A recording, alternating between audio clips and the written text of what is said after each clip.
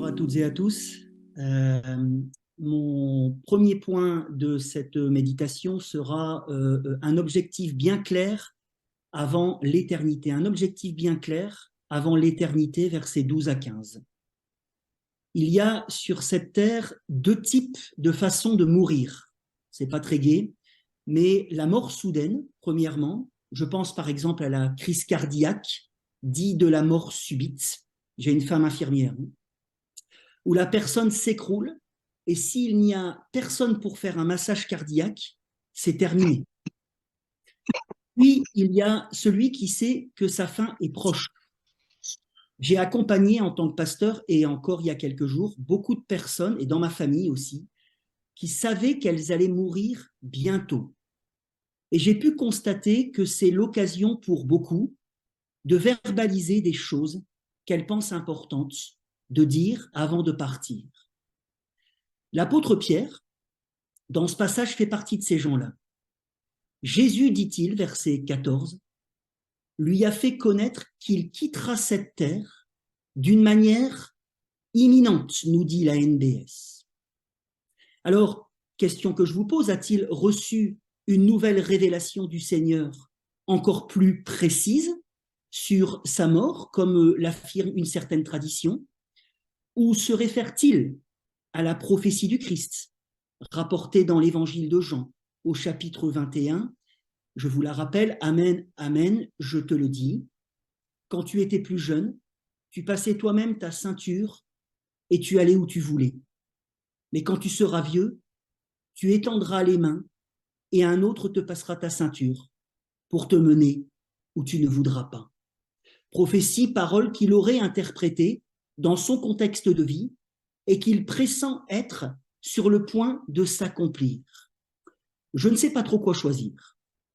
Toutefois, dans la perspective de son départ de cette tente, terme empreint de nomadisme, n'est-ce pas, qu'il met en avant sa conscience d'être un pèlerin sur la terre, dans un exode spirituel, exode, mot qu'il emploie d'ailleurs littéralement au verset 15, traduit dans cette traduction par départ. Dans l'attente de ce départ, il désire prioritairement. Et c'est ce qui m'a touché, c'est ce qui marque sa consécration, n'est-ce pas, et sa lucidité spirituelle. Il désire leur rappeler des choses, verset 12, bien précises.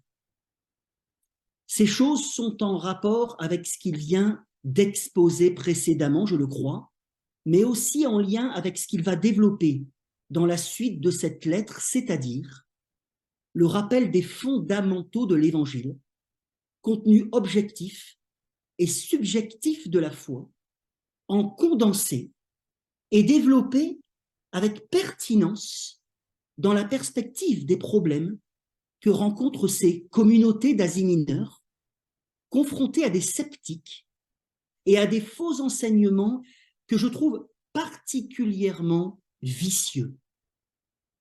Des rappels donc des essentiels de la foi qu'il destine à des chrétiens qui, excusez-moi l'expression, ne sont pas des poussins de 3 semaines.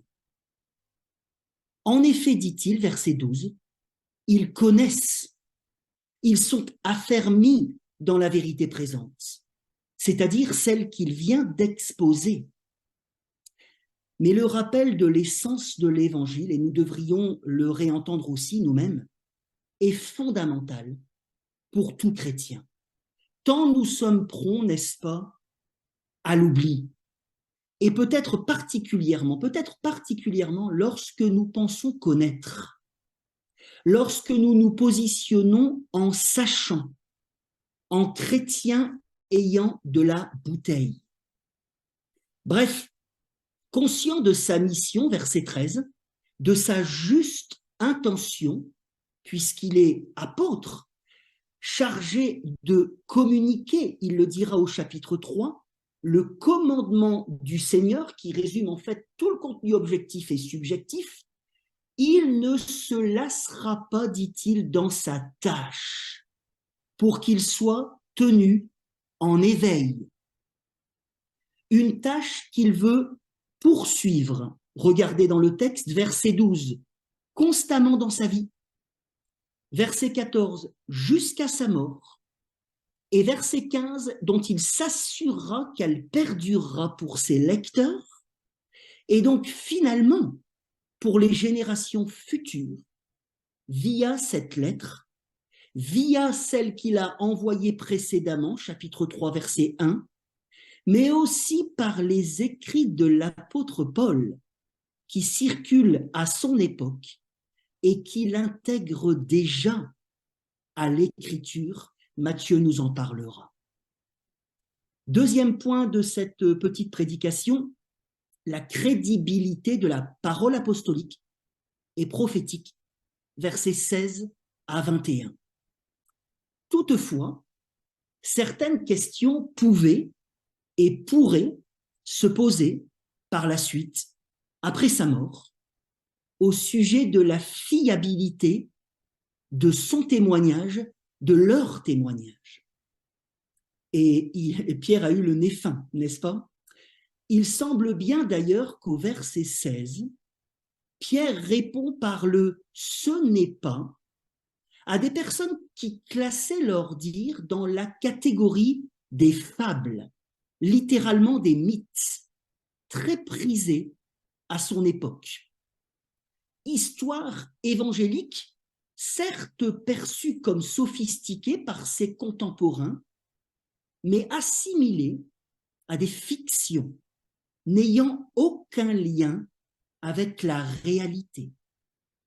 Des accusations sous forme de moquerie qui, au vu de ce que Pierre met en avant juste après, contestaient la divinité de Jésus, ne croyant pas, inspiré peut-être de la philosophie épicurienne, à la providence divine. Avec tout ce qui s'ensuit, vous savez, c'est l'effet domino.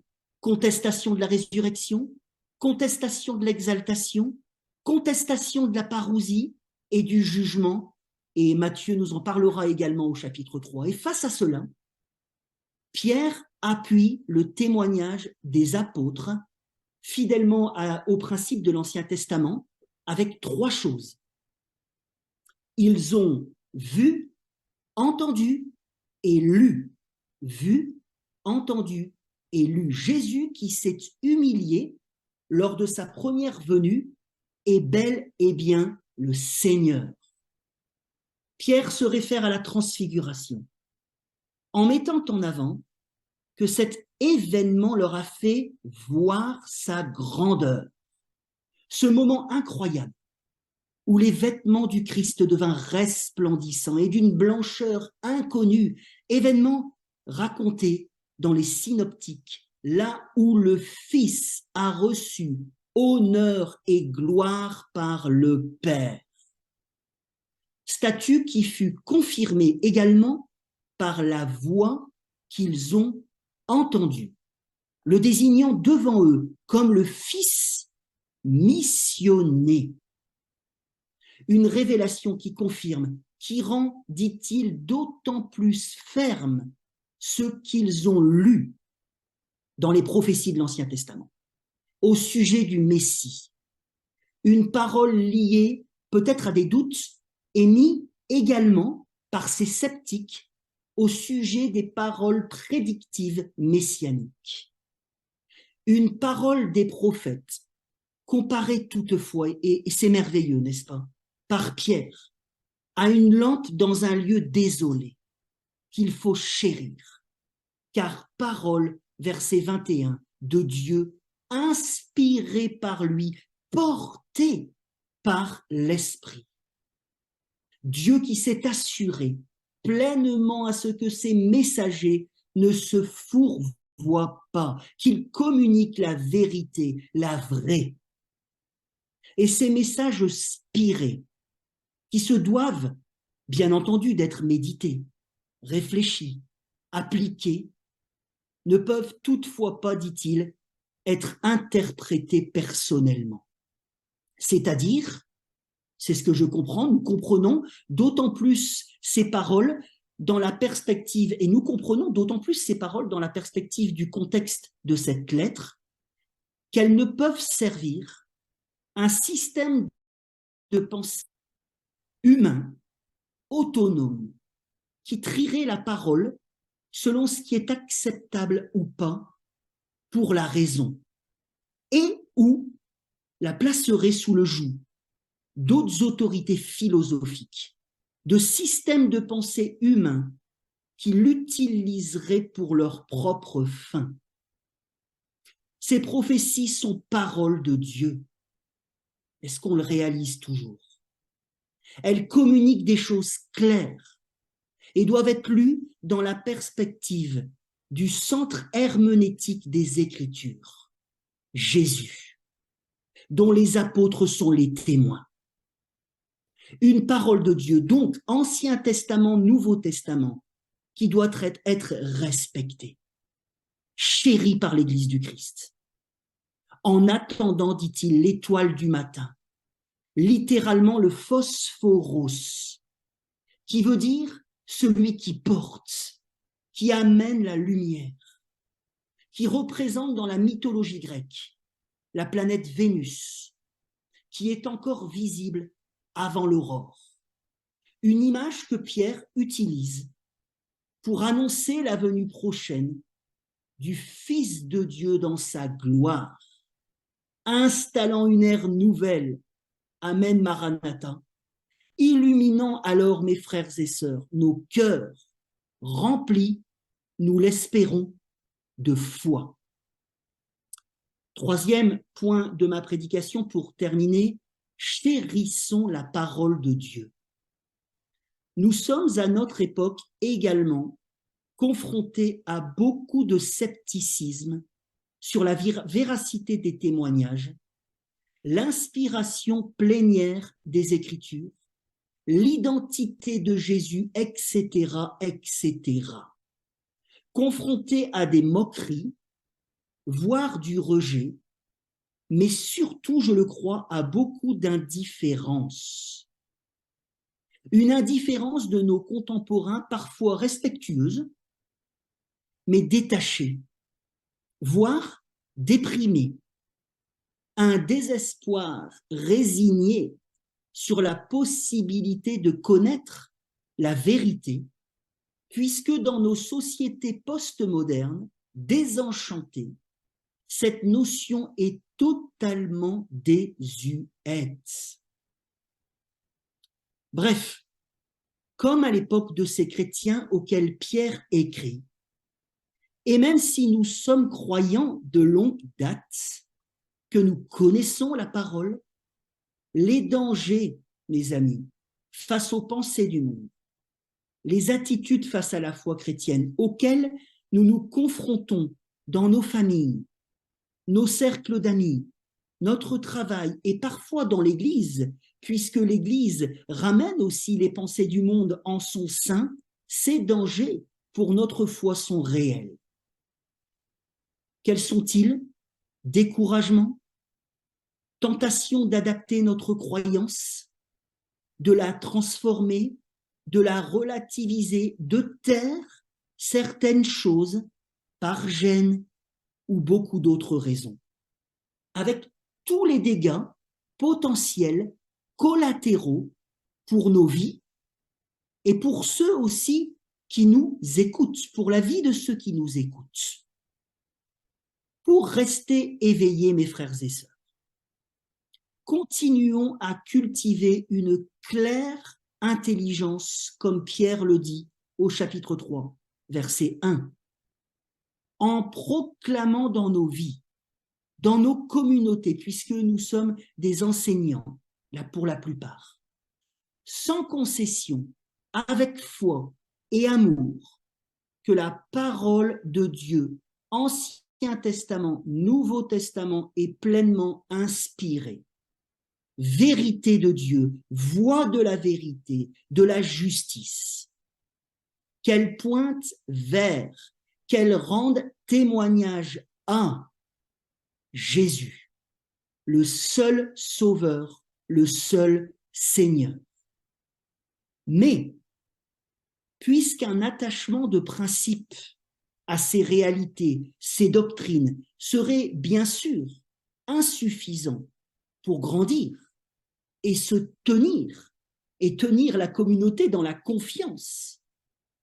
Approfondissons sans cesse notre connaissance, chapitre 1, du Christ, par l'écriture seule dans nos vies, dans nos communautés, par nos enseignements fidèles et bien travaillés, pour être finalement tous saturés de ces vérités, fortifiés dans notre être intérieur par l'action de l'Esprit qui a inspiré la Bible, remplis de plus en plus de la plénitude de Dieu, pour, comme le dit Pierre à la fin de cette lettre, rester ferme sur notre position, sur nos positions que nous occupons dans l'attente du retour du roi. Merci de m'avoir écouté.